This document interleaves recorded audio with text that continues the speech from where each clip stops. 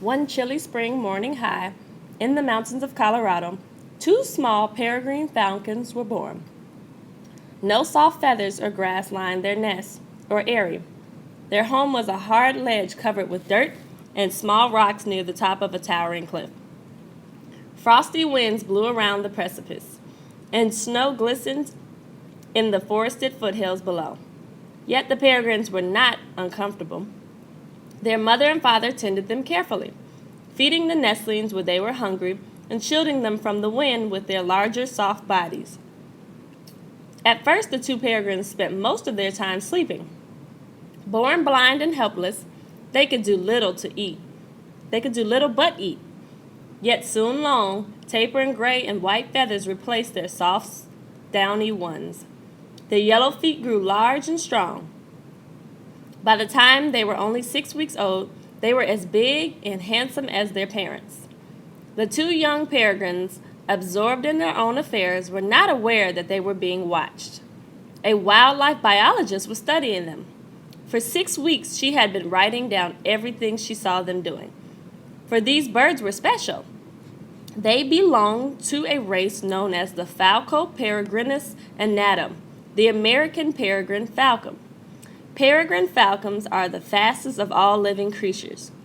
They are also endangered, which means so few are left in the world that their species may not survive into the next century. The young falcons did not know this, of course, nor did they know that the biologists had named them Albert and Leopold for ease in their note-taking. For the time being, only one thing was on the nestlings' minds: learning how to fly. Unfortunately, this skill seemed to elude them, especially Albert. Every time he tried to fly, his legs got in the way. When he ran along the cliff, he fell down. When he tried to climb the rocks to the ridge top, he slid backwards on his rear. It seemed improbable that he would ever live up to the peregrine label, King of the Air. Leopold, however, was more adept. He could hop a foot or two into the air and beat his wings so rapidly that he stayed airborne for several seconds. Because Leopold could move so fast, he usually got first grab at the food, which was unfortunate for Albert. Then the day came when Leopold jumped off the ledge that actually flew. Albert watched as his brother pumped his wings wildly and zigzagged far above the ground, wailing a high-pitched kee, kee, kee. Instantly, Albert's father soared by and reached out with his talons to pass food to Leopold in midair. Now Albert was starving too, and he squealed for attention, but his father had already left.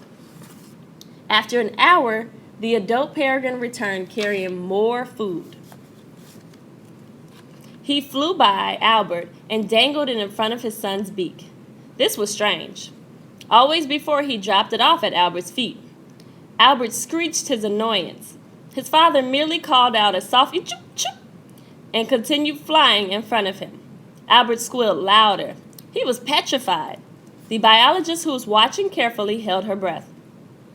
She realized how important it was that the young peregrine learn to fly, and fly well. He was a hunter, and his skill at procuring food would make all the difference to his survival. At this point for his species, the success of each individual peregrine counted. Albert ran back and forth. He jumped up and down.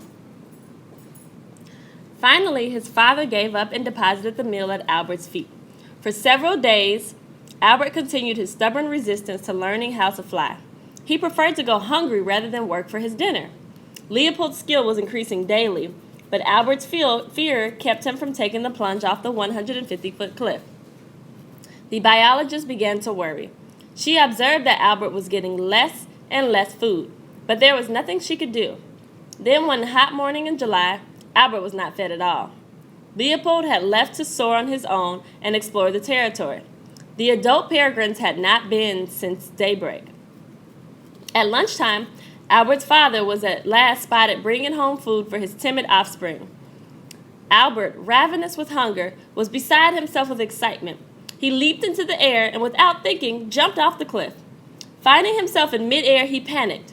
Floating down, down, down like a parachute, he crashed upon a rock halfway down the cliff. He tried desperately to grasp the boulder but slid backwards. Albert shrieked. He took off again and tried to hop and flutter back to the nest, but he didn't have the energy to climb the sheer cliff wall. High above him towered the eyrie. Albert slid down to a level spot. He sat back and screeched for help. At last, when the sun began sinking in the sky, Leopold and his mother returned to the eyrie. Albert jumped up and down and screeched for them to rescue him, but they could do nothing. Hungry and tired and alone, Albert rocked back and forth on his dark, narrow perch. Soon afterward, Albert's father returned to soar above the cliff. From his powerful talons dangled a tasty meal from his nestling. Food!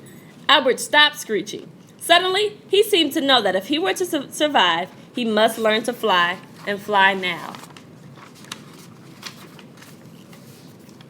Giving his feathers a shake, Albert stood up straight. With Leopold crying from above, he leaped into the air.